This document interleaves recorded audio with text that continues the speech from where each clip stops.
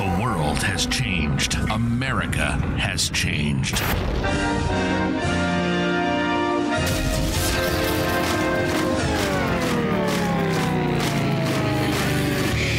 If something were to happen tomorrow, how self-sufficient would you be? Could you grow your own food? Could you sustain your own livestock? Could you survive?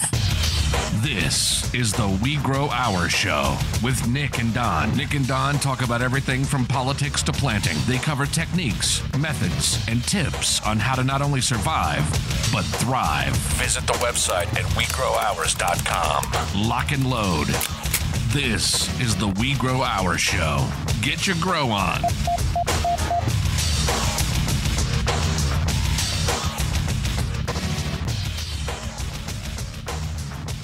Welcome back to the WeGrowOurs show.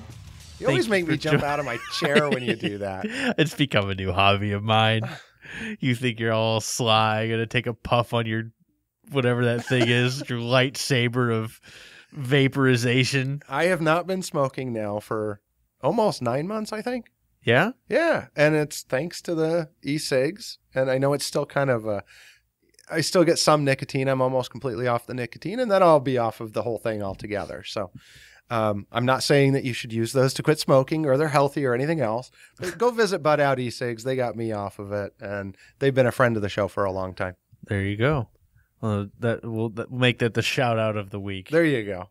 Bud Out e-cigs on 3rd Street, is it? 7th Street in Virginia. 7th Street in Virginia. Right, and on here Mill Avenue. In beautiful Phoenix, Arizona. Absolutely. Right after the show, I'm going to head over there and go see them. So we've got a really good show today, though. Besides all the vaping and e-cig stuff, this is a show about empowering your independence. That's right. And growing your own food. And Nick, but that's why the e-cigs are so important, is because if you're dependent on something, if you have a vice, right, you can't declare your independence, and we'll empower your independence. No, that's Ernie Hancock. We're empowering your independence. He's letting you declare it. Oh, okay. Yeah. Well, we love him too. Ernie's pretty awesome. Anyways, back to what were you saying, Don? All right, so I'm saying you're the rabbit guy. That is we true. talked about rabbits on the show last week. We talked talked last week, the week before. And we talked livestock integration. Yep. And Greg and Kari last week. Mm-hmm. This week we're going to get into my area. Oh, yeah. We're going to talk about aquaponics. And the really sad part about talking about aquaponics is we've got Paul. I'm not going to say his last name because I don't know it. Vanderwork. It's a four name last name. Yes. So this guy isn't doing backyard systems like I do. I'll go out and help you guys design a backyard system. If you go to WeGrowOurs.com/consulting, you see Nick and I will go out and he works on rabbits. We'll help you guys put integrated systems in, teach you how to do your own livestock, whether it's rabbits, chickens, bannies, quail, goats, ducks, anything you want, we can do that. But when it comes to dumping, I don't know, 5, 10, 130 million into an aquaponic system, this is the guy you call. Yeah. This is what's the term that we can give him? The granddaddy. Yeah, he's a bright guy when it comes to this, and we're going to have him on talking about kind of the commercial side of the system. And if you go to the website afterward, look at episode 49. We're going to actually continue the talk with him because I know we don't have enough time on the air to get to all the user submitted questions that we had. I should say listener submitted. I'm an IT guy. That user thing sticks in my head.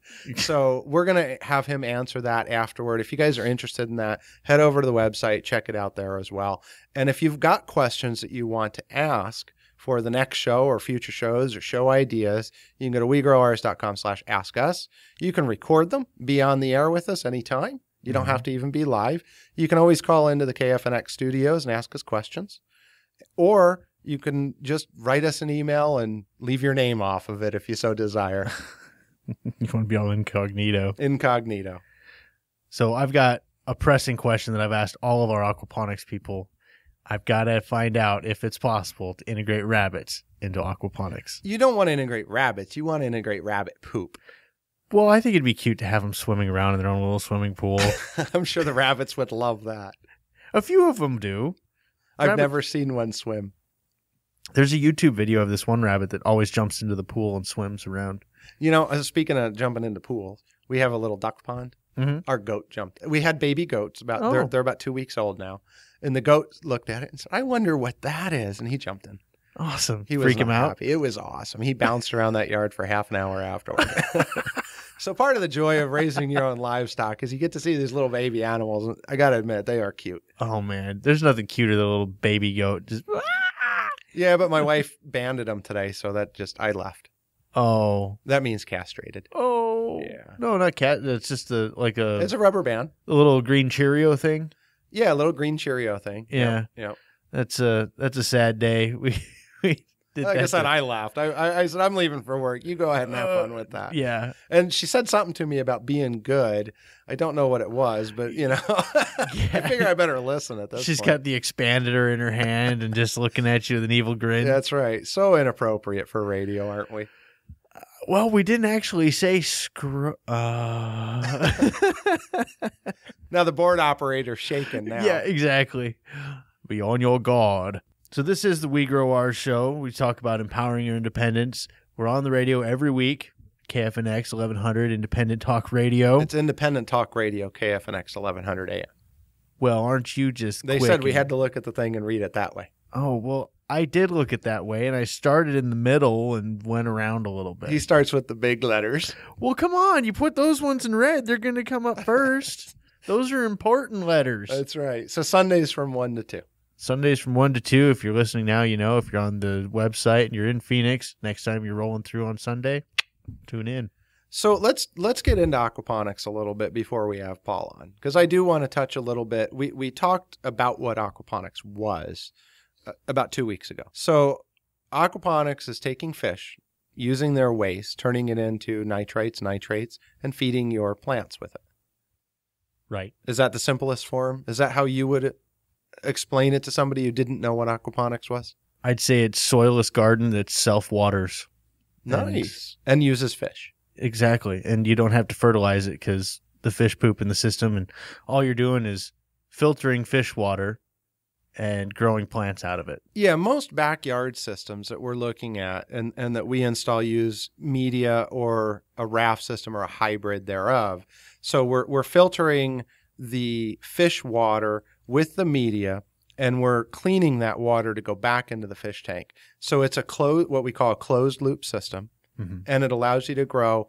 Now, the books will say up to 10 times the yield of traditional gardening.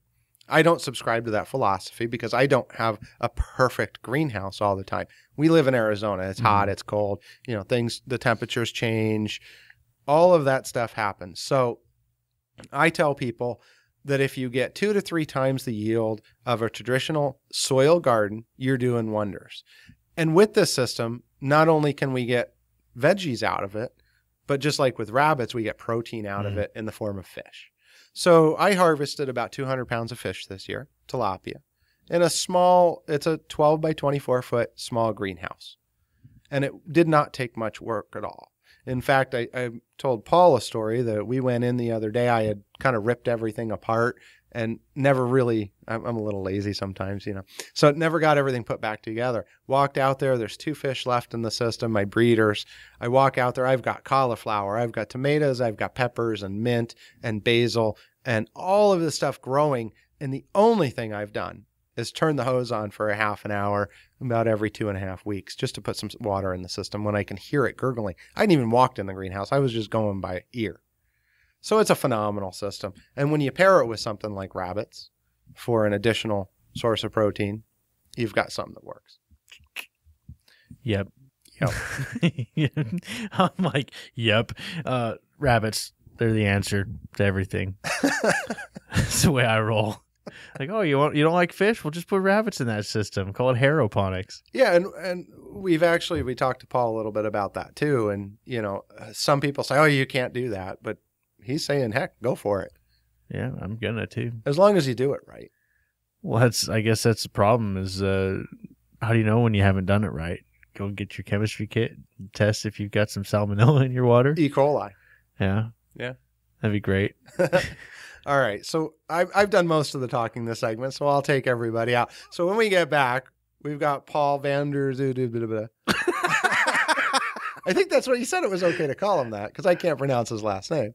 I don't know. I think somewhere in there he threw in supercalifragilisticexpialidocious. So what's his Paul website? Vanderwork, and it's he's the director of the Earthen Group. Actually, go to the website. There you go. Go to WeGrowOurs.com, and this episode is episode 49. Correct. And we'll have links there. So don't take the guesswork out of it. You just WeGrowOurs.com. Get that one right. That's hours as in OURS, not hours as in time. Okay. Just making. I've had so many people. So is this like a clock thing? WeGrowOurs. What? No. I like that. How do you grow a clock? I'm going to have to get that domain too. Yes, please do. All right. So when we get back, we've got Paul on the line. We're going to talk aquaponics, commercial aquaponics. What will you do when your stored supplies run out? Are you prepared? Hostile Hair provides equipment and education you need to control your own infinite food supply. We have live food storage systems, rabbits, quail, and other urban livestock for any situation and strategy. Don't be limited by what's on the shelves. Get started with an infinite food source today. Get prepped, stay fed with Hostile Hair. Call 480-331-3761 or visit hostilehair.com. Lock and load. This is the We Grow Our Show. Welcome back to the We Grow Our Show. On the line, we have a very long-distance caller on the other side of the globe, sitting down for his morning coffee while we're ready to go for a nightcap, I think. So with us, we've got Paul Vanderwork. How are you today? Very good, very good. How are you guys going? I totally butchered your name there. I have to say, around here, nobody's got 4 names. You've got 4. Totally threw me off. It's not unusual. You could call me Paul Vanderhugenhagenwagen. It really doesn't. I'm going to go with that one. That's a lot more fun. You're the director of Earthen Group. Now, could you tell us a little bit about what exactly that is? That seems like a very broad, you could do anything with that name. What do you guys, what's your thing? What do you do? Well, we started out building aquaculture farms. So, I think we've built about 20 so far, something like that. Around the world, and I did my apprenticeship with my mentors here in Australia, building aquatic systems, so university PC2 labs, so they're protected containment labs for testing diseases on fish and all that sort of fun stuff. We've done a lot of research facilities for universities, and it's all crazy stuff. And then it was about 6 years ago, we thought, well, we'll branch out into the integration side of things because aquaculture's got to, fill a need in food production, of course. Of course. But it's also got to have an environmental consciousness. So part of that is obviously the integration. Now, integration's been done for a long time, integrated aquaculture. And there's quite a few great examples of that being very successful here in Australia and in other countries. And so we sort of took that and what we know about aquaculture, we engaged some horticulture specialists, that have had 30, 40 years of experience. And then we started designing up integrated systems, so as they call it, aquaponics. But ours are slightly different because we're very fish-centric. So we concentrate on fish production being a profitable arm of the business, and then plant production as a profitable arm of the business. So they're 2 very independent systems and 2 very independent businesses within one business. So we claim the waste just like anyone else does. We use 100% of it. No water leaves the farm, that sort of thing. So it's sort of like almost full cycle farming. And that's sort of where we are today. I mean, we built several large facilities. There's one here in Australia that is it was a $10 million project, but it's only it's 9 metre tall glass house, 1 acre. So 4,000 square metres. I don't think that works out in feet. It's got a 25-ton fish farm in it for barramundi, and they grow a variety of greens on that in a moving gully. So it's an automated system, so NFT, and it moves across the whole above your head. So the fish system's underneath, so the CO2 gases are from the fish system are gassed up into the plant system, and then this moving gully. So you plant at one end with an NFT.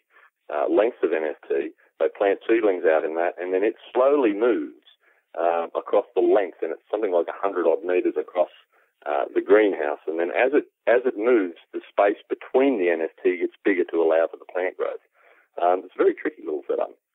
Wow. And then we just completed, I've just come back from 15 months in the Middle East, in UAE, building a pilot facility over there, which is 4,000 square meters of plant production and 40-ton fish farm attached to it.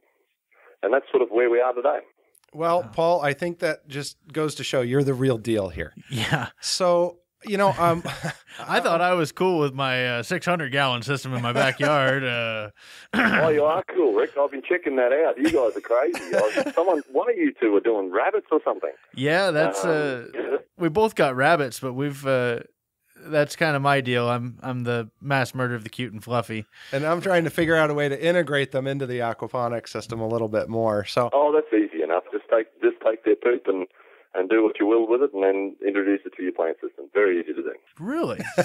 See, we've had on all fronts, people are shooting us down with that, saying that you don't know what kind of disease you're going to introduce into your plants, and that they're worried about the disease being taken up into the stem of the plant and passed on to the fruit. But you're saying, screw it, throw it in there, see what happens? No, I think what's important, regardless of the waste, look, you could use waste from restaurants, and we're working on a facility for that so that we're gathering waste from local restaurants and then sending them back the food we grow from that waste. Wow. So, one of the concerns is obviously, and it's a lot of concern through aquaponics, but I think there's a lot of straw men being built so they can knock them down. As long as you've got, bacterial inoculation between whatever your source of waste is and your plant production or food production, and you've got some reasonable biosecurity between the two, so you're not dipping your hands in all the goodness and going and handling the plant, then the risk is extremely low. It's almost void. I mean, we, for example, the UAE system, we got a few comments on that. The boys walk around in that initially in bare feet. So we're walking around in a, 3,600 square meter raft. It's just one big raft. Wow. And to access it, we've got to walk in it. And, the boys over there are living in, not exactly Western, housing, and they love their cats in UAE. Mm. So, they're coming from there. They go through some biosecurity going into the facility, but they take their shoes off and they walk into the water barefoot. Now, we test the system thoroughly every month across all food pathogens, and it comes up zero every time, and we haven't had to use any of the treatment systems we put in place. Wow. So, I mean, with warm-blooded animals, the chances are that, there might be a risk of E. coli build-up within the system itself. But I think what it's all about is that, your plants aren't in that water. So as long as you're not spraying the leaf surfaces with that water, I think you're perfectly okay. And look, most people give their veggies a bit of a wash. And look, if a disease can manage to survive, if I'm boiling a vegetable, above 100 degrees Celsius, then, please let me know I'm wrong. So I think the risks are very, very low.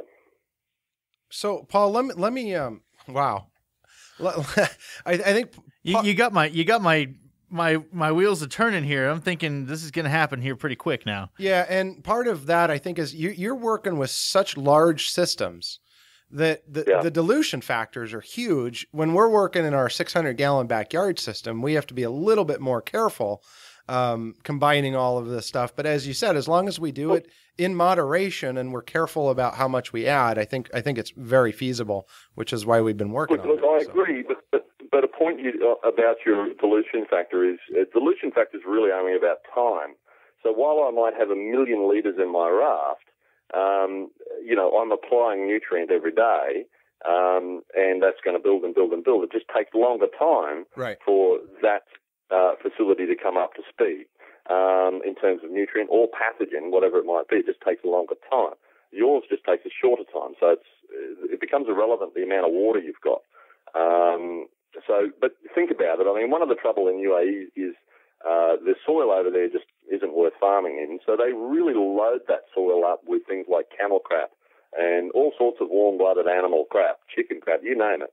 They just load that soil up, and one of the customers over there, the retail customers, their biggest concern was they were getting plants in that were covered in E. coli. And that's the point, is that these guys are growing in animal, if I can say that. Yeah, go for it. And they're growing in it. Everyone does. In the garden, they get piles of chicken crap, and they pile it onto their gardens after they've, let it age a bit and let it become bacterially inoculated and calm down so it doesn't burn them. and they throw it all over the place. They'll go down and get their bag of horse poo and throw it all over their gardens, and I don't think anyone's been poisoned yet. So the point is that, the handling processes, so you're not putting your hands into the dirt and then picking your plants. And the same goes with an aquaponics system, is you're not really dipping your hands in the water or in the media and playing around in the media. You're pulling your plant up and maybe giving it a bit of a wash. The risks are extremely low. Otherwise, there'd be a mountain of organic farmers dying of diseases. Well, Paul, I do have a couple of questions. We're actually going to have to take a break really quick here, but when we come back, I want to talk to you about one of the big misconceptions with farming and aquaponics, especially, is that there is no profit in it. I think you've seen that across the board. You can't make a profit in aquaponics, and I want to find out kind of how you're doing that, and are you making a profit? I guess is where we want to go with it. Mm-hmm. So, okay, well, we can do that. Nick, what about you? I've got questions, but they're long, so why don't we hit that break real quick and then come back from that. Yeah, and we're also going to touch base on some user questions that have been submitted. So we're going to take a real quick break. We're going to be right back with Paul.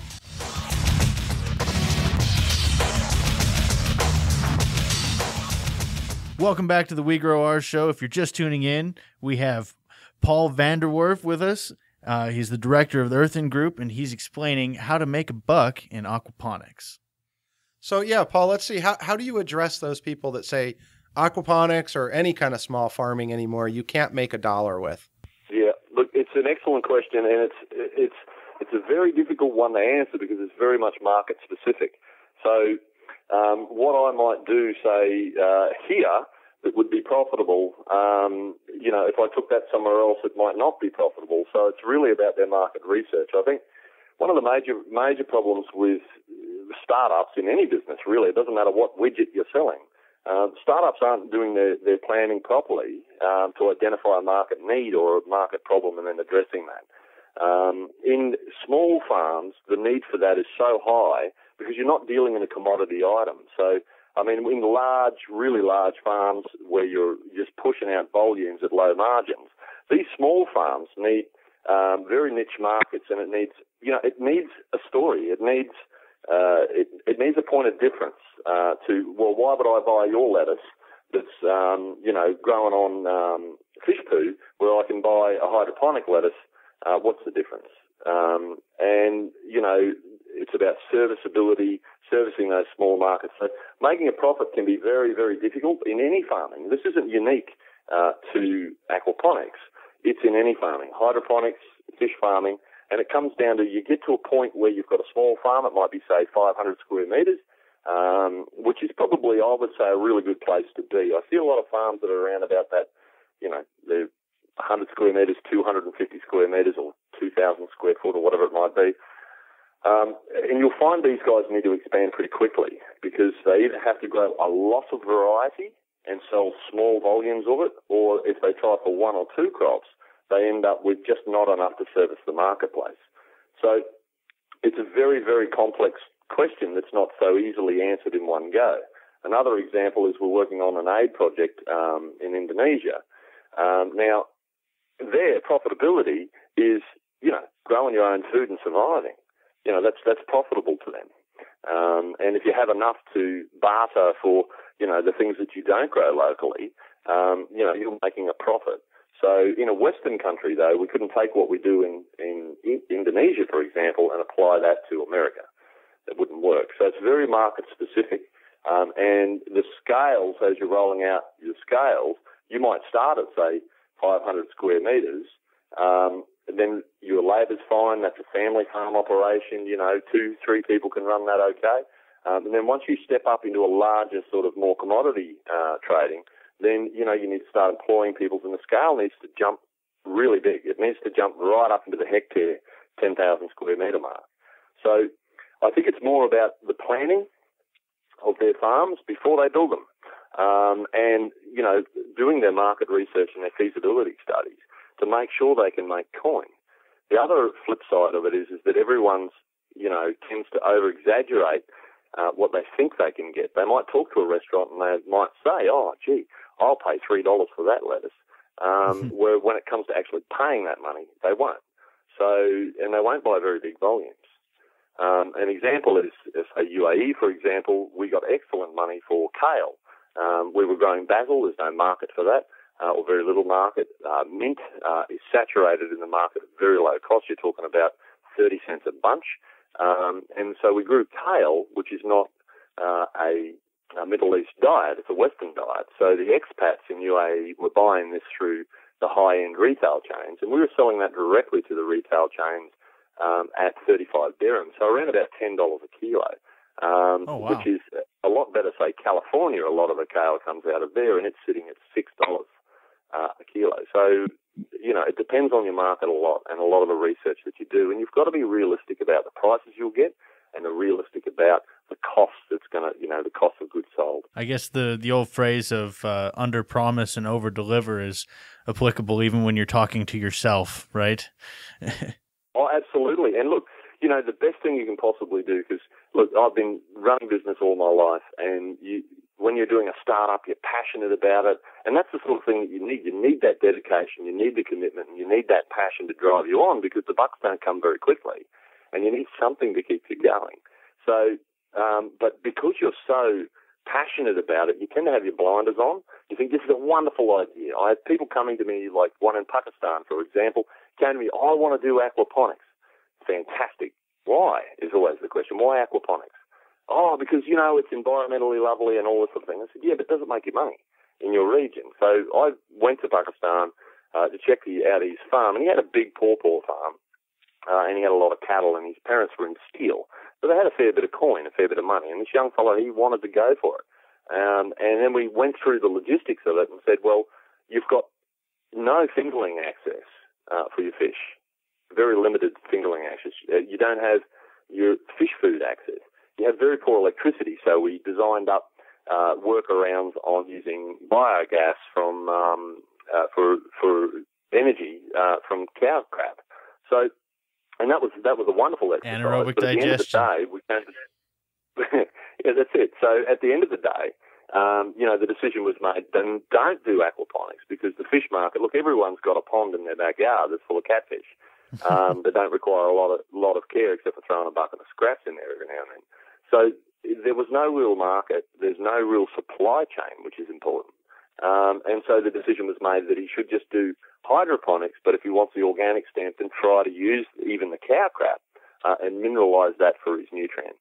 So he can use the cow stuff for his energy generation, which he won't need much of, because the fish are the energy consumers. The plants aren't. They don't care where they get watered. I mean, the UAE one, we cycle a 1 million litre raft. We pump it's 150,000 litres an hour pump, and we run it at maybe an hour, 2 hours a day. So, the plants don't really consume a lot of energy. What are you doing to oxygenate? If you've got such a low flow of the water, are you oxygen? Well, we use what's called oxyfertigation. So we're pumping pure oxygen in. Yeah, so liquid oxygen through oxygen cones. Then the oxygen is injected in the water, and then it gets pumped out into the rafts. And we only run the pumps just enough to keep the oxygen levels up to the minimum. I really want to come out and see this. This just sounds amazing. Well, it's crazy, but the point is that to aerate a raft of that size would have taken 86 kilowatts per hour. Wow. In energy. So it wasn't sustainable. All right, I got a question for you. We talked a little bit over Facebook, of all places, about a little crawdad, a little crayfish that you were after, and I have to tell you, my youth in backwoods of Wisconsin, I was hunting those things all the time, and now that I'm into aquaponics and stuff, I really want to grow these things. So maybe you can give us some pointers. Where should we start if we want to grow crawdads and prawn and stuff like that? Okay, so I would say you would need to start. Well, my background in crayfish here in Australia is the research coordinator for the Australian Crayfish Project, which is ozcray.com, I think it is. So what we do here in Australia is we research and we do conservation work, and we do distribution maps for every type of crayfish, and we've discovered 8 new species of crayfish, 4 new species of freshwater crab, all this fun sort of stuff. And we do it for the love of it. So, but in that, and way back, we go back nearly 15 years now, I started my work in aquaculture in working with crayfish farmers here in Australia on increasing the density of production, because it's all about how much production can you get per hectare or per acre. And it's the same thing in America when they talk about their crawfish ponds. They're looking at how much tonnage can they pull per acre. Now, that's fine in big areas of water. When you're talking about a little backyard facility, you need to create the habitat for them. So very, very young juvenile crawdads require a lot of complex habitat. So you're looking for something like lots and lots and lots of onion bags or bird netting or something just scrunched up and stuffed in the tank. They love lots and lots and lots of food. So they're grazers. They're not like fish that'll eat when you give it to them. They'll graze 24/7. So they'll wander around and pick up whatever they eat whenever they can. They're very opportunistic. So they'll eat whatever comes their way. And if it's there all the time, they'll be happy as Larry. If it's not there, if it's in, you feed them in the morning and you feed them in the afternoon, whatever it might be, like fish, they end up doing a bit of protein sharing and eating each other. So the young ones are very cannibalistic. And then they switch off in their feeding rates. They go from more a higher animal protein feed. They'll switch over into more of a vegetable base, so more detritus, rotten crap or roots or whatever in the bottom of your raft or your tank or whatever it may be. Then you need to start putting in structure. So that means, lots of, PVC tubes strapped together so they've got like little condos to live in. And you need 3 or 4 condos, if you like, pieces of pipe per crayfish to give them that area. Otherwise, they become very, very aggressive with each other and they'll smash each other to pieces. So I would suggest that you put a lot of habitat in, lots and lots. You might get a crayfish or a crawfish boil out of it, but you're not going to make a lot of crayfish out of it. Paul, thank you for that. We're going to have to take a quick break, and when we get back, we'll continue this conversation on the WeGrowOurs show with Paul Vanderwork. Things just got real. The drugstore is closed and the doctor is unavailable. What are you going to do? Stock your medicine cabinet and bug-out bag with nature's alternative, essential oils. Visit mylavenderlife.com for all your essential oil needs. Lock and load. This is the WeGrowOurs show. Welcome back to the WeGrowOurs show. We are talking with Paul Vanderwork. He is the aquaponics specialist from Down Under. That is a horrible attempt at an Australian accent. That was funny because I could tell you've been waiting to say it. Yeah, I've been wanting to say it all day, but let's hear a real accent. We were talking about crawfish before the break, and so is that? It seems like once you have the system set up, you can grow a decent sum of crawfish if you've got the setup for it.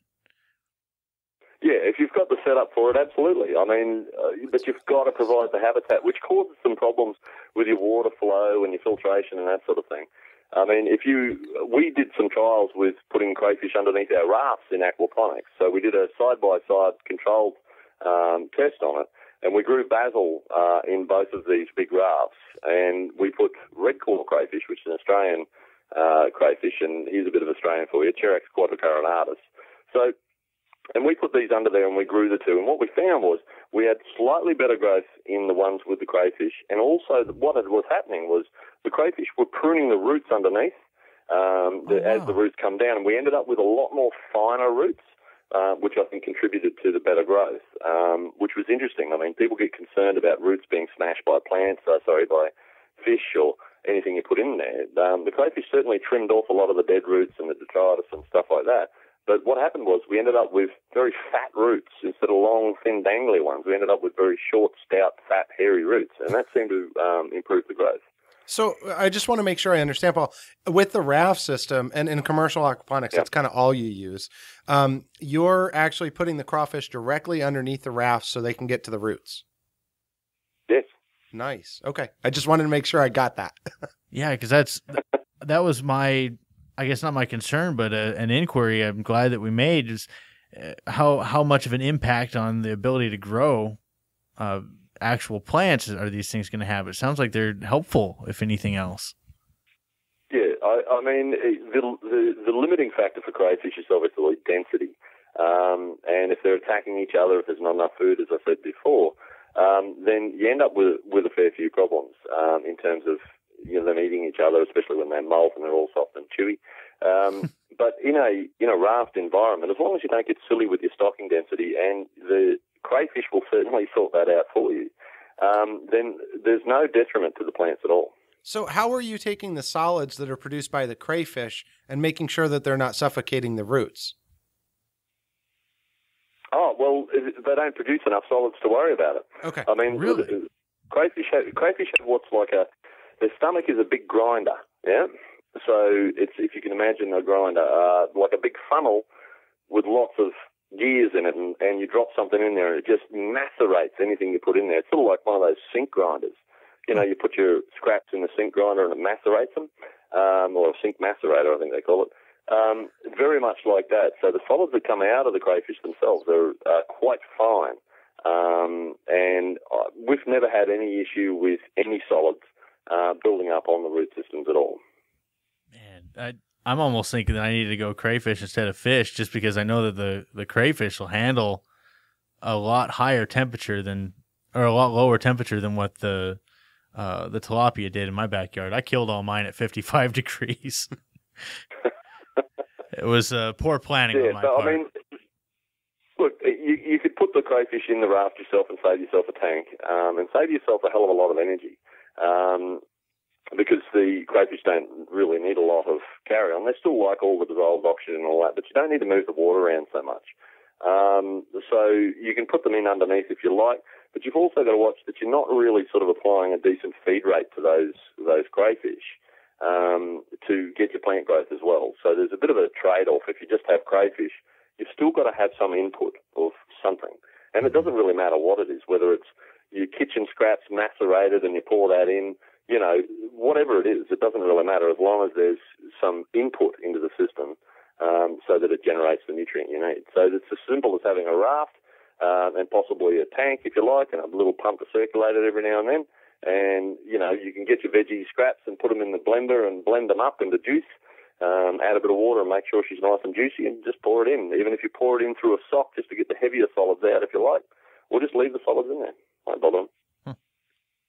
Wow. I'm getting all excited. I'm going to go out and revamp this system now and add me some crawdaddies. So, Paul, I hate, what I'd like to do is keep you around for the podcast. We're going to ask you some questions. We don't have time to do so on the air right now. So we're going to keep you around. If you're interested in hearing Paul's answers, if you've submitted some questions, go to the www.WeGrowOurs. Should be episode 49, I believe. And go on there, listen to the podcast there, and you'll be able to hear all of Paul's answers. So thank you, Paul, for everything. You're welcome, guys. Thanks for having me on. That is a lot of information. I wish we had a little bit more time with Paul, but we're going to have to let him go for now. But we'll have a lot more information on the website, WeGrowOurs.com, episode 49. You can tune in there and download that and get the rest of the Ask Us questions that were submitted.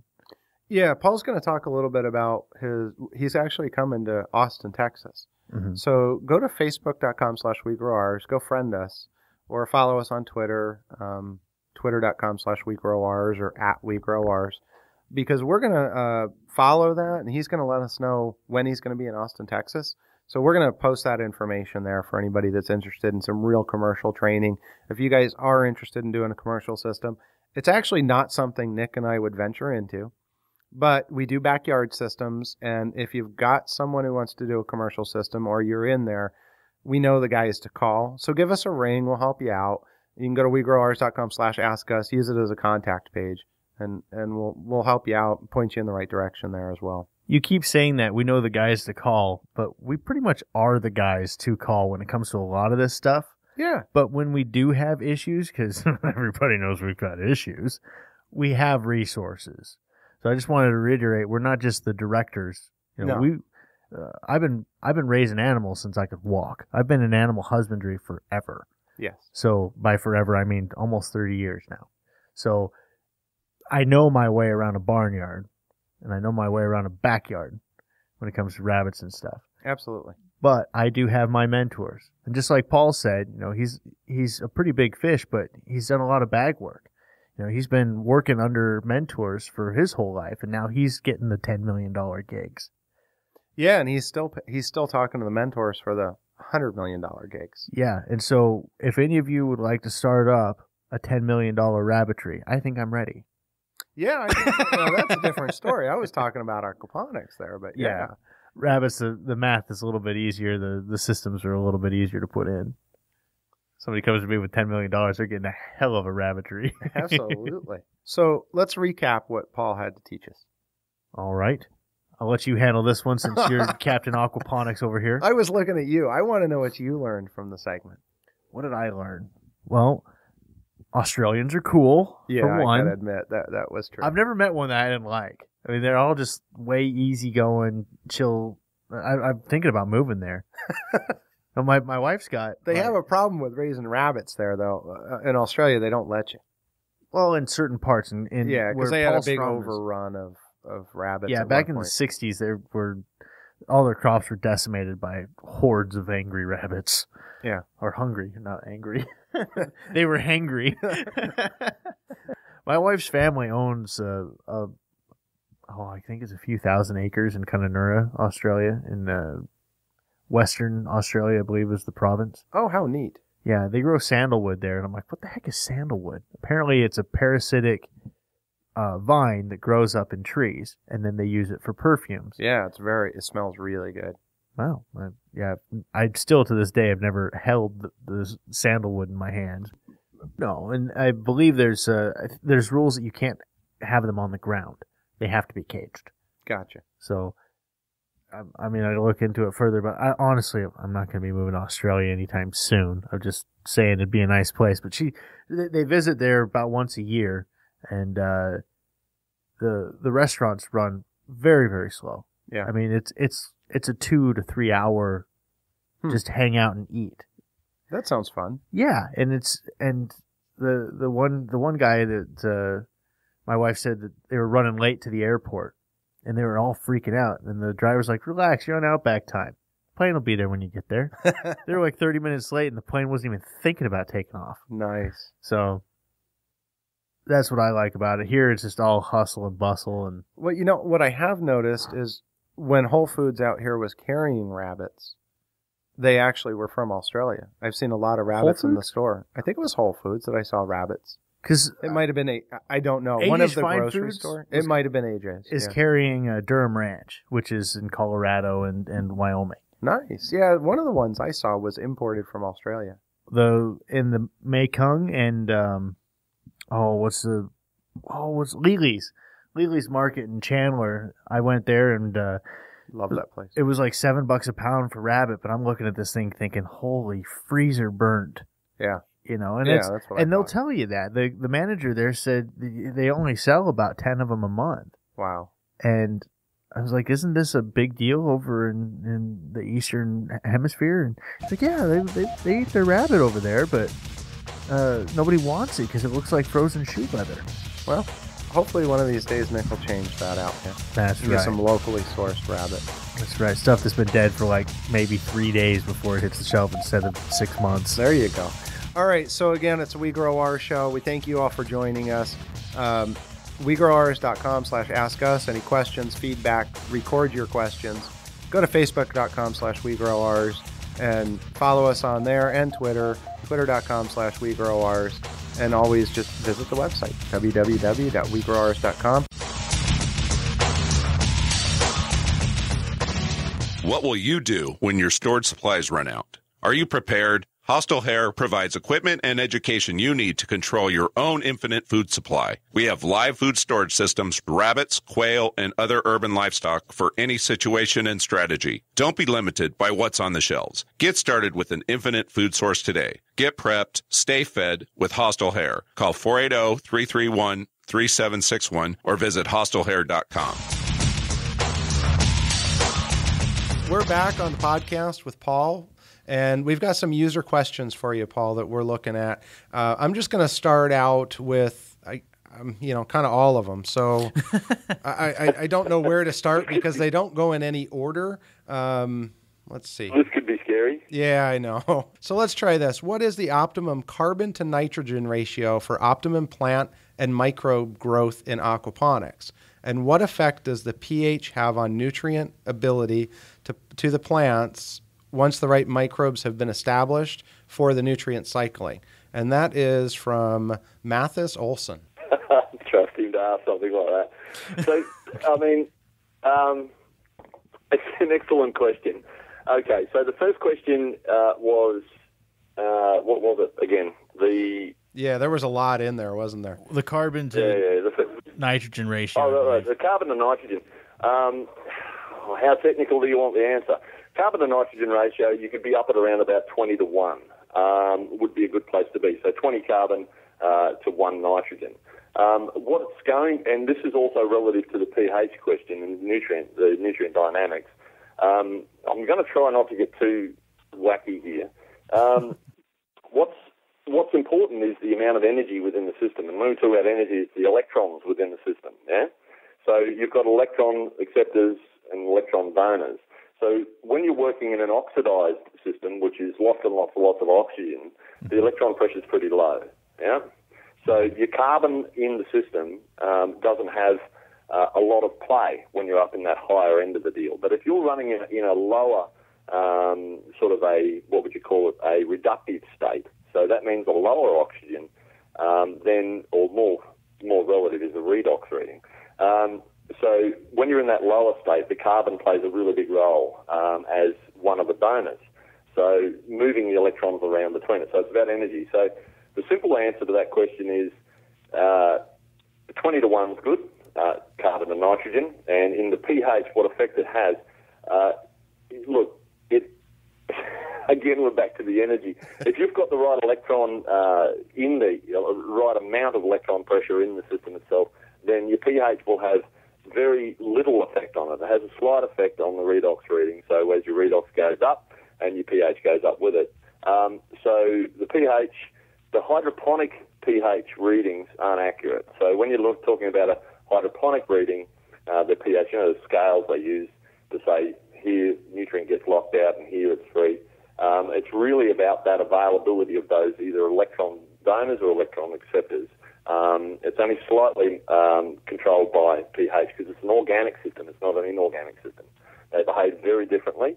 So, look, we can sit at, say, 6.5 and have absolutely no trouble with pH. Well, let me ask you, how would you lower or raise the electron pressure? Well, part of your electron pressure is obviously nitrogen.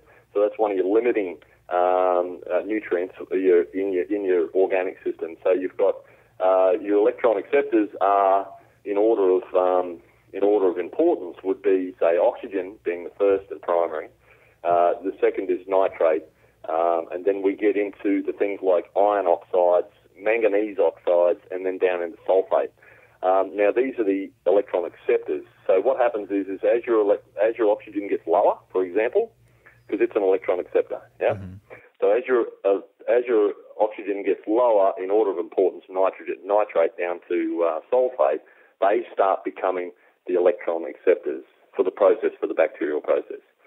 Make sense? So when we're shifting electrons between compounds, yeah?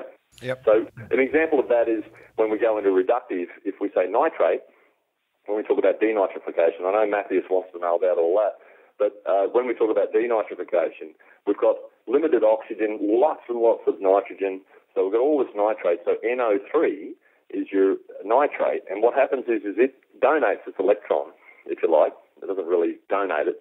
So it shifts an electron out over somewhere else for either a bacterial process or another compound. So what happens is that it gets reduced to NO2, NO, nitrous oxide, and then into nitrogen gas, N2, and then gases off into the atmosphere. So I'm not sure that answered your question. No, that answers my question. It's a little bit of a refresher in chemistry there. I've played around a little bit with oxygen like that, but not in an aquaponics system, more in a fuel setting. I made rocket fuel out of sugar and potassium nitrate and was doing the math on that. Awesome. But yeah, it's fun to go into your kitchen and be like, look at that, I can burn that, I can burn that, I can burn that, I can launch this into space with that, and I can do this. Yep. Anyways, back to aquaponics. Yep. What's the next question, Don? All right, here's this one should be a little easier, Paul. So, what was Paul's feed ratio per day to square meters of grow area, DWC, to keep the nutrients where you wanted them? And that's from Robert Cromie. 8 grams of 32% protein feed per square meter. Okay, that was a lot easier. 8 grams? Is that 8 what grams, yep. All right, let's see. And we're growing mountains of kale. Yep. Here's another one from Diego Benitez. And this is, what has your experience been using rice hull as a medium for growing beds? They are developing a small-scale commercial farm in Colombia, and they're investigating, so they need a cheap medium, and because of the infrastructure of those farmers, the medium should be very light. Do you have any comments for them? I've not had any experience with rice hull, but understanding the carbohydrates in rice hull, the carbon content would be extremely high. So you'll be battling a system. You'll be battling that for a long time. Look, it would work, but I think you'll find you'll struggle with it because the carbon content's far too high. I've had that question in an email. I haven't got to answering that one yet. Yeah. Do you have anything you would suggest as a replacement for rice hull that's also Where's light? it located? Colombia. Right? Yeah, Colombia. Colombia. Yeah, Colombia. Colombia. You could use some good cigars.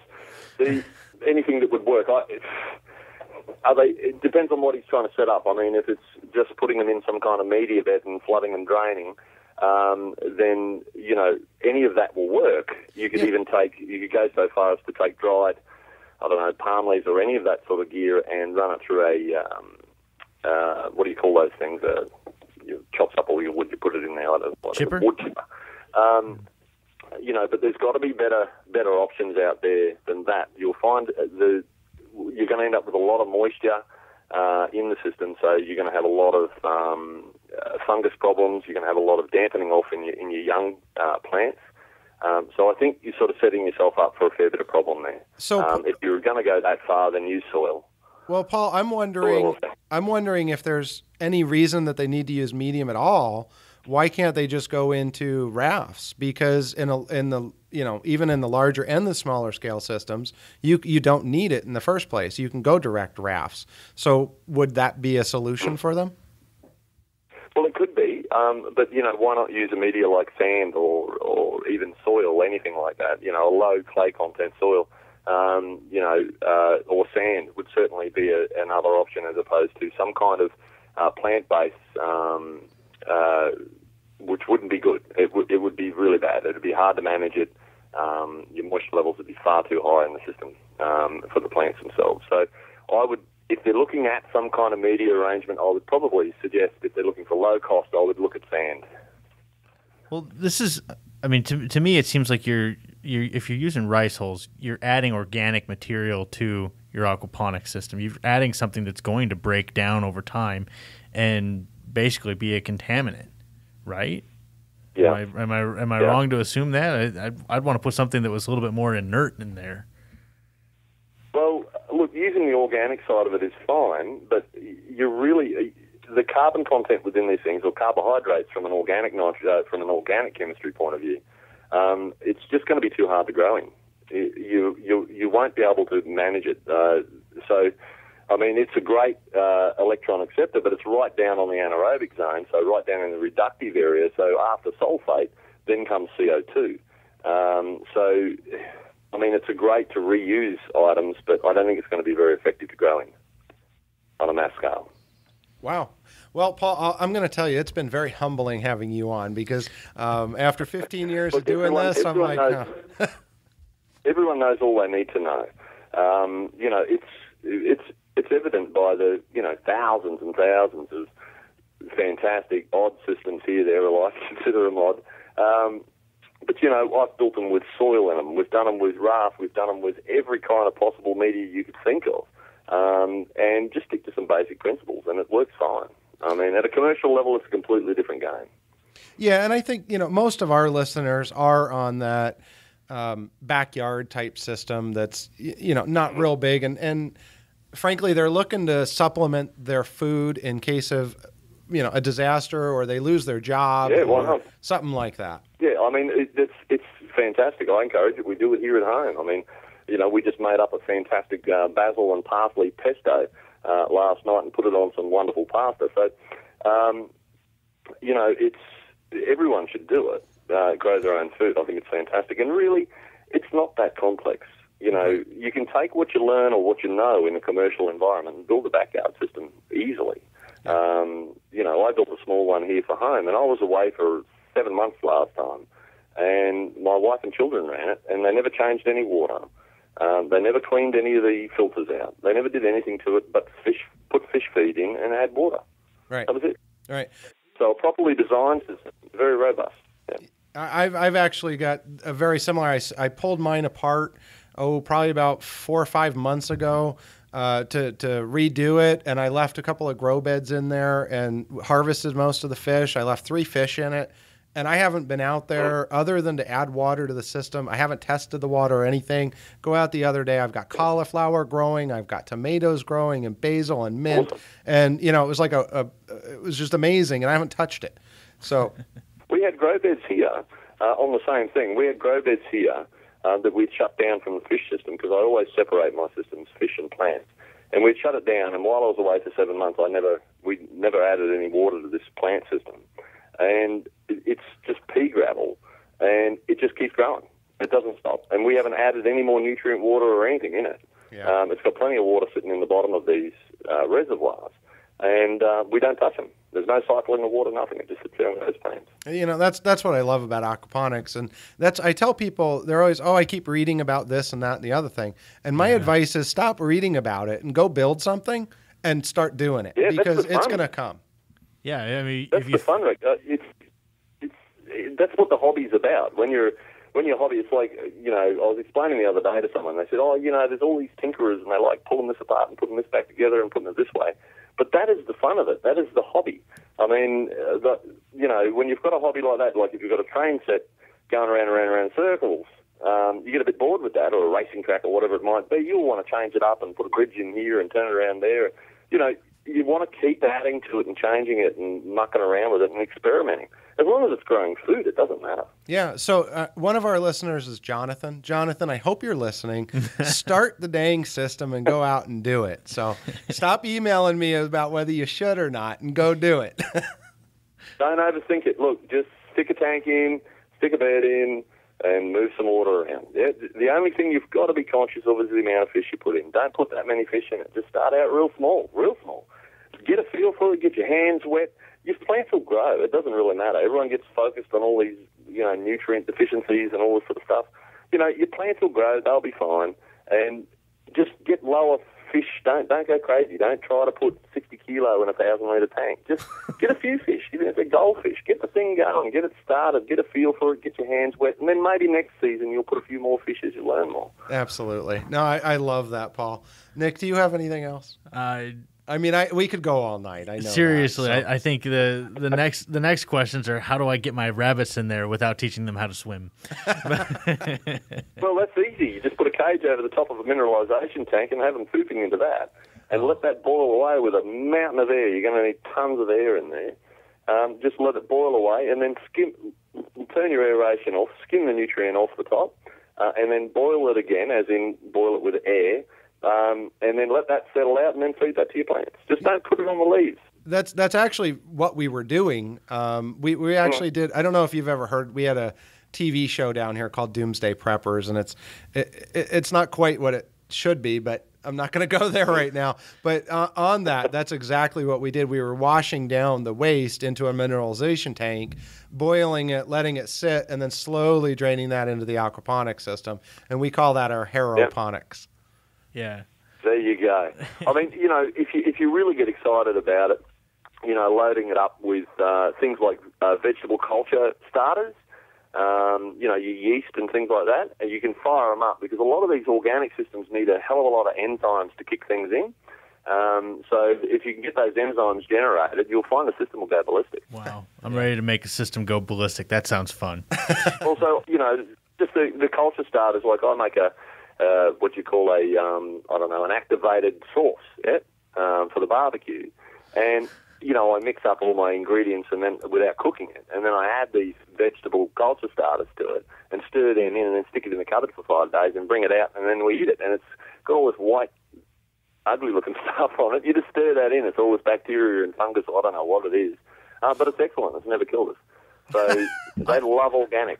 I've got this theory that the Australians, we call them Aussies, that they're just tougher than the rest of the world, and maybe that stuff would kill the rest of us. Well, everything here is trying to kill us, so yeah, it doesn't matter where we go. Something's out to get us somewhere. Yeah. But I don't know whether we're tougher. We're probably not so bright sometimes.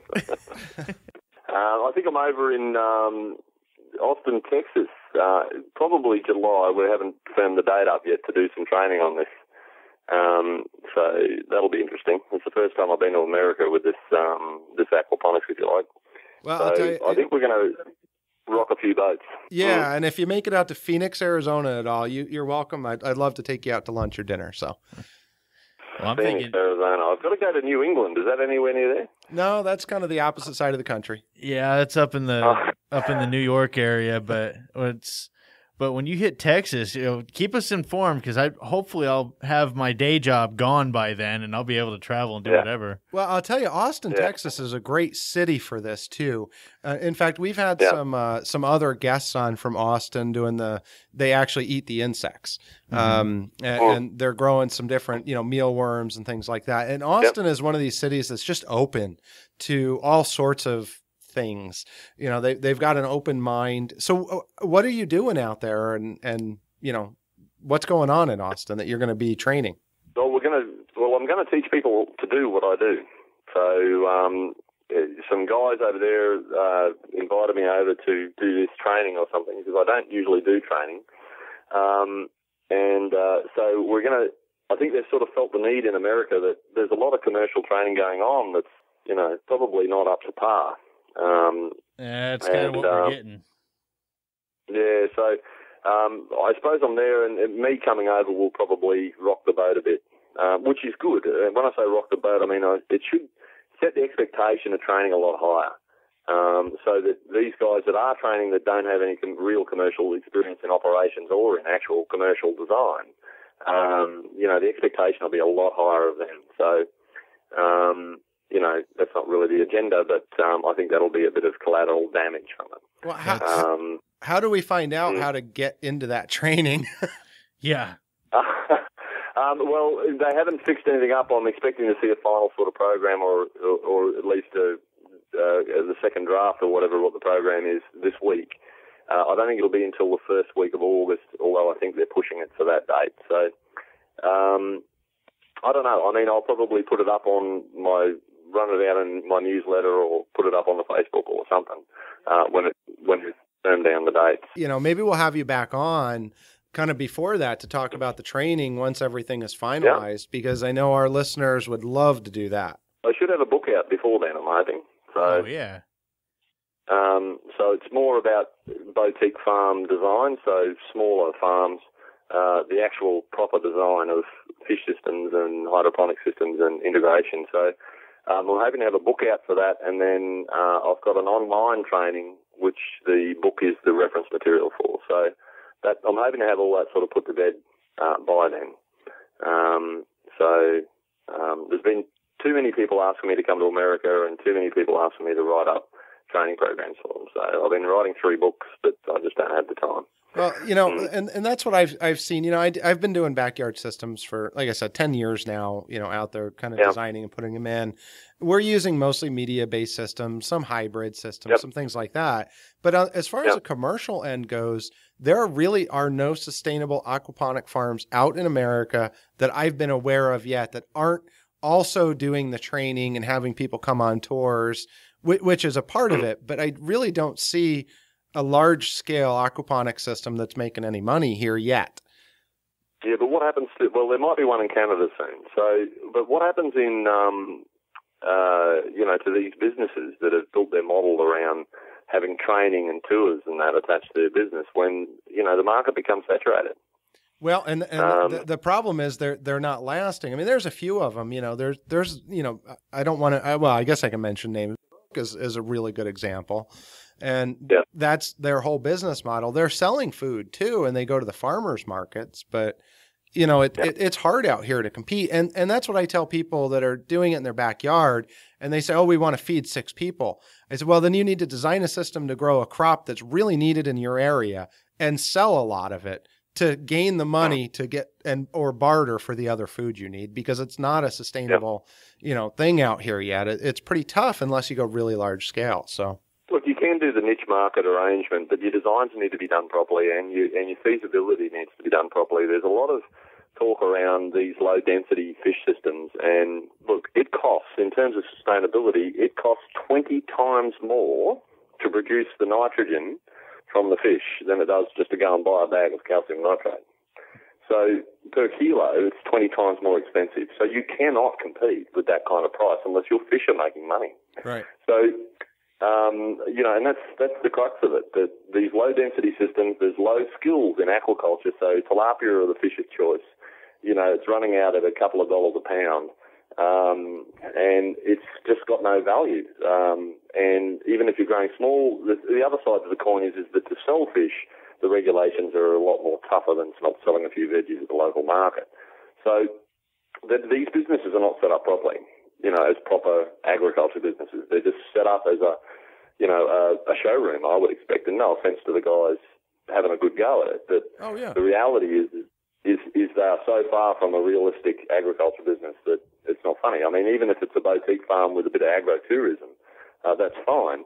But when you rely on training courses and system designs and selling plans and all this sort of stuff as part of your business, you run the risk of running out of the market to play in. Yeah. It's a very limited market, and you don't have the focus on your facility itself. So, and people get scared about spending money. That's the other side of it. Like, the one in UAE is $1 million project, right? It's only small money. For me, it is. The previous one in Australia was 10 million, and I'm working on one that's 176 million, which is 32 hectares of glass, 32 hectares of aquaculture. Wow. I've been working on that for 7 years. But the thing is people get a bit funny. I mean, I see some guys talking about, I'm going to lease this greenhouse at $16,000 a month or something like that. And when you look at the capital involved, that write-off period, so if you're writing off $16,000 per month for a capital write-off on your business, then you could purchase a $3.2 million greenhouse. Yeah. And you wouldn't need one that big. Right. And this is the thing, is people don't want to spend the money, so they don't want to take the risk. And the risk is huge, but what it is people are not doing the proper market research into their businesses. They're just loving the idea. Right, I've got a bit of space. There's a greenhouse there I can lease. I'm going to do aquaponics. And I'm yet to meet a person that can tell me why they want to do aquaponics. Well, I can tell you why I do it. Well, at a commercial level. Okay. I guess that's different. Everyone at home, everyone should do it. It's great. I mean, if you can grow some fish, it's an excellent source of high-quality protein, highly digestible protein. And you grow lots of veggies, tons of veggies, and that's a good thing. Well, I think you're right. Part of the problem with the industry is in America so far that I see is we've got the people out there selling systems that aren't always the best. Overpromising. Overpromising is a huge aspect to what we're seeing. So we've got people, and on like True Aquaponics, Roger over there, he tries to bring those people down to reality a little bit because aquaponics is magical the way it is. And if you're doing it in a backyard, like I said, you just go do it. It works. It's fun. Just do it. It works. Yeah. But then you get into this commercial scale, and these people out here, and again, this is no offense to anybody, but they're talking about commercial scale. I'm going to go put a 10,000 square foot greenhouse together, and that's my commercial. That's not commercial scale, guys. That's a small hobby farm. Mm-hmm. So. Yeah, look, but it's a good place to start. 1,000 square meters thereabouts. That's a good place to start. But you can't just go and whack something together and hope it works. I mean, there's a farm over there that's been running now for about 2 years.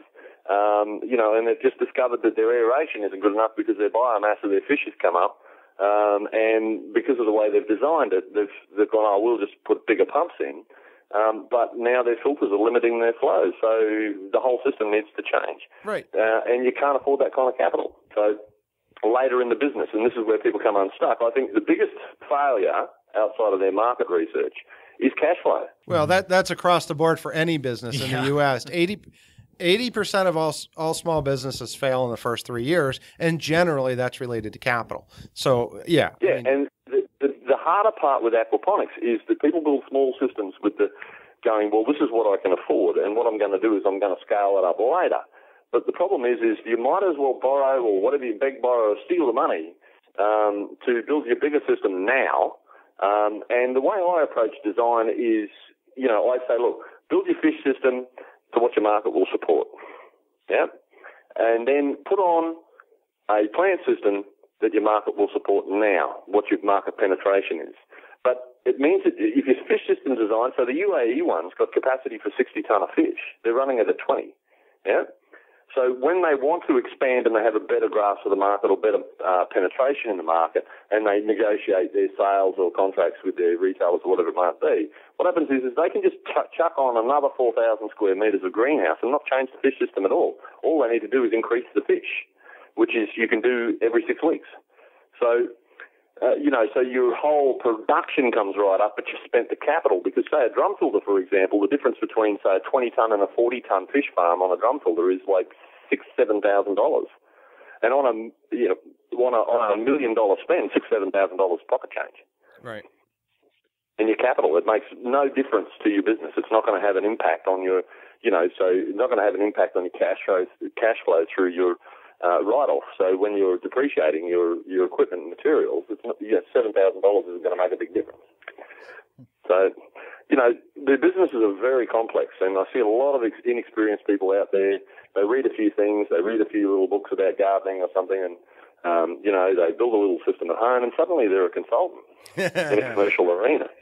And they don't know. They really, if I can speak candidly, they wouldn't know shit from clay. And I watch them running around doing these things, and I just go, oh, my God, it's hard enough for us to get investment in agriculture, let alone aquaponics. But the point is that the more failure and problems that we see, the scarier the investors get, the more scared they get, and they certainly don't want to invest in such a high-risk business anyway, especially with such a lot of these bullshit artists running around pretending they know what they're doing, and they don't. Yeah, I'm an expert on backyard systems, and when it comes to commercial systems, I'm an expert at hiring a better expert than me for that. And so do I. Look, I'm not the know-it-all. I mean, when we step up into some of the bigger facilities, there's one going up in China that with collaboration. I was supposed to go to China before I went to UAE. We were all going to China, UAE, but then we said, well, hang on a second. I'll go to UAE, you guys go to China. Anyway, that's a 500-ton fish farm. Right? Wow. And they've tacked on, it's a marine system, and they've tacked on algae production under glass. It's a big unit. It's got restaurants and everything. So it's a huge spend. But the reality there is that when it gets over a certain size, it takes a lot more minds to put it together, because then you're starting to talk about robotic feeding. You're talking about fish counters and fish pumps, so you're moving and grading fish with pumps between tanks. You're talking about million-litre tanks, 1.5 million-litre tanks, fish tanks. It's a whole other ballgame, and then I need to take on people that are more experienced than me in that area, especially around that automation side of things, to help me out with that. So there's nothing wrong with that. But I get consultants running around that won't take on any other advice. I had a guy call me once and abuse me. I don't know why he abused me. He's just a bit nervous, I suppose. He's a backyard operator touting out there that he's a commercial consultant. And I must have said something online. I'm prone to do that. And, he rang me up and abused me. And I said, look, in the backyard environment, go for your life. I think what you're doing is fantastic. Yeah. I said, but when you step into the commercial arena, you become accountable to people like me. Yeah. Because this is my business. This is what I make a living out of. Yeah. And when you start putting out these retarded systems that fail, I've been on backup consultations after this guy's been and built these things, and I've told them, shut them down, don't spend any money on it. Get rid of it. It's that damages my business, my market. And then he actually had the audacity to say to me, Paul, if you think designing an aquaculture and aquaponics farm is difficult. You're in the wrong business. And from someone that's never designed a commercial system in his life and never worked on one, or never grown anything commercially in his life. I come off of a farm. My brother and I had 40 acres of bananas and pawpaws doing rotational small crops, selling in a wholesale. You know, I've been farming all my life, and you know, and I'm a qualified engineer. So you know, and I said to him, look, I don't find them difficult. I find them complex. They are extremely complex to design at commercial level. You know, you know, this is sort of where the conversation ended. It's bizarre out there, mate. I don't understand it. People looking for a quick buck. You know, I'm happy for people like these guys doing the training up north there, or wherever that is in Texas. You know, these guys are building small commercial systems that probably aren't sustainable, but they're having a go, but they don't have the skill to go any bigger than a couple of 100 square meters. You know, an investment of maybe $100,000. But you know, when someone turns around and says, "Paul, here's $10 million. I want you to build me a farm that makes money," you really put your nuts on the line because they expect you to deliver. It's not spending $20,000 or $50,000. I mean, that's hard enough as it is. But when people hand you millions of dollars, you're accountable. And these guys at least have the sense to say, "Oh, Paul, you know, as these big jobs come up and they consult with me, they send me emails, oh, how do I do the aeration for this?" At least they're approaching it from a good position. So, because everyone's got to start somewhere, guys. Right. You know, you've got to start somewhere. You're not going to walk into a $10 million project and say, right, this is my first job, I'm going to build this. You know, you've got to work your way up. I mean, I did my bag carrying for years with people more experienced than me. So, you know, I don't know, it's a crazy little industry, and America seems to be very prone to it in terms of lots of these guys. It might be a population thing, but you know, that's why I avoided doing any training in America, because the minute I do training, it means all these other trainers will take that material and they'll use it, which is a good thing, I suppose. Well, if you're into giving away free stuff, that's the way to do it. But well, I think it'll, like you said, it'll change the industry, and the reality of it is, you know, and I hope that they realize they're in over their heads and call you. You know, when you get a $10 million project, like you said, you've got some responsibility there. You're not just taking somebody's, you know, pocket change out. You're talking about huge livelihoods for people and investors. And that's the way I look at it. If somebody said, "Hey, I've got $10 million," you know, I'd say, okay, well, I'm going to make some phone calls and we're going to gather a team together and sit down with you and see what's going on. Not, "Hey, well, write me a check. I'll design you a system tomorrow." There's two different things. I mean, this is indictable, jailable stuff. Right. I mean, you come unstuck. I mean, unless you've got really good professional indemnity insurance. You know, I'm insured for $25 million, but you know, if I make a mistake and my clients decide they want to have a go, well, I've got insurance to back me up. But, you know, it's dangerous. You're dealing with corporate customers. Like the one in UAE was a corporate customer. It was a group of companies of 28 companies with one of the most powerful families in UAE. And that means they have a lot of lawyers. Well, no, not even just lawyers. I mean, shit. I mean, they make the law. So if they decided they wanted to put me in jail because they didn't like my attitude, or you know, things didn't work out how they liked it, and they, you know, had a bit of a tantrum about that, they just put you in jail. Right. It's that simple. There is no court. There is no nothing. They just put you in jail. And I'm not seeing any consultants out there putting their nuts on the line and saying, well, you know, this is what I do, and they're just mucking around with these small systems with the whole escape, you know, oh, it failed because you didn't do your market right. No, it failed because the system design was shit. Right. And, you know, I've been to these farms, and I've told them, shut them down. But it's not endemic, or I should say, to aquaponics. I mean, I've seen aquaculture farms, massive $7 million investments, and they had us down to consult on it because it failed miserably. The system failed. And we looked at this thing and we just said, nah, bulldoze it and start again. So, you know, if the industry is really going to pick up, it needs proper investment. And the only way we're going to get proper investment is to give examples of proper design and functioning commercial farms. And that's the only way we're going to get it off the ground. Amen. Yeah. Amen. You're not getting any contestation from us. That's It's our exact same. I think what you guys are doing are great. I went through a few of your podcasts. That's some crazy stuff you guys are up to over there. I think it's fantastic. Well, I was hooked on that rabbit thing. I went, they're into the rabbits, righto. And I thought, well, listening to some of the podcasts, no doubt they're going to ask about rabbit shit. So you looked into it. No, I was prepared. Oh, that's awesome. No, it's been good, guys. It's been good. Well, I just expect that the next time you do a $10 million project and they want to include rabbits, you give me a call and I'll be your rabbit man. How's that sound? Well, yeah. But no problem. I'll bring you in on the rabbits because I don't know much about them except for shooting them. So, and when you use a .30 to shoot a rabbit, there's not much left of it. No, there's not. That's a cut, gut, and eviscerate in one pull of a trigger. That's it. And what rabbit? Where is it? It's just nuts. So it just turns into a big red cloud. So yeah, we call that pink mist. So that's about the extent of my knowledge on rabbits. And where I come from here in Queensland, they're illegal, so I can't even have them. So you can't keep them. Yeah, they're a pest. Yeah. I knew that they'd had a bit of an epidemic with the rabbits there back in the 60s. That lot that I was talking about a little bit on Facebook, the one over in Kununurra, I don't know what they were farming at the time. I think it was sugarcane, but they were just getting chewed out of there. Yeah. So, but I mean, they jump up and down, and the acclimation societies over here brought all sorts of shit over here. And then the government spends millions of dollars trying to get rid of it. I mean, with every waterway in Brisbane or in Queensland, for example, is full of tilapia, but they won't let us farm them. Yeah, that's Arizona. They'd say you can't move crawfish from lake to lake, but every lake that I go to's got them.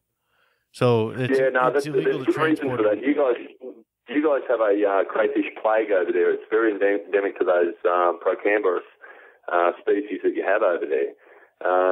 It's a nasty piece of work, and they're probably just trying to stop it spreading from waterway to waterway in catchment. That's all what they're doing. Well, I do my job. We go out with the little hot dogs, and we get about 100 of them and have a crawfish boil. So.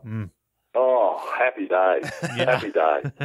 I just came back from one of the lakes up here and caught a mountain of red claw crayfish. They're a little bit bigger than your ones, and we had a big boil up and a big cook on. It was great. Yep. So. Awesome. Yeah. Paul, thanks so much for coming on the show. This was awesome. I had a good time. Yeah. I'll shoot you a link to it as well. So when we go live, should be Monday. We're going to be on the radio, which is just going to be a small portion, and then we'll send you the link to the full show as well. So excellent. So you guys, it's new to the radio for you guys. Yeah. We do Sundays here. It's just a little local talk show about empowering people's independence and teaching them how to grow food in their backyard. So this is new? Yeah, it's what is it? 3. This will be the 3rd episode on terrestrial radio, but I mean we've had the podcast for over a year now. Yeah. And that's the podcast, but I mean just on local radio. That's cool. Terrestrial radio, I love it. Terrestrial, yep. Well, Paul, thank you so much for your time and coming on with us. Again, it's been humbling. I hope we can get you on the podcast again, too. Excellent. That'll be great. Thanks for your time, guys. Appreciate it. Thank you. all right, Paul. Thanks a lot.